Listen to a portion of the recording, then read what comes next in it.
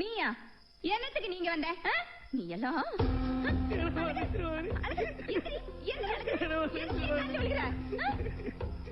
ஏன் அழுகுற?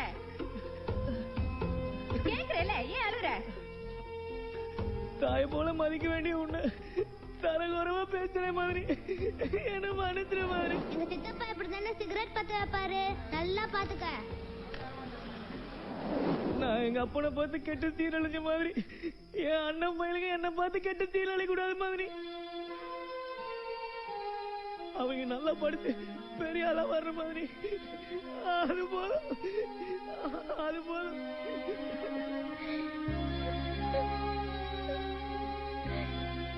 உண்மையிலே நீ வச்ச குழம்பு நல்லாதான் மாதிரி இருக்கு.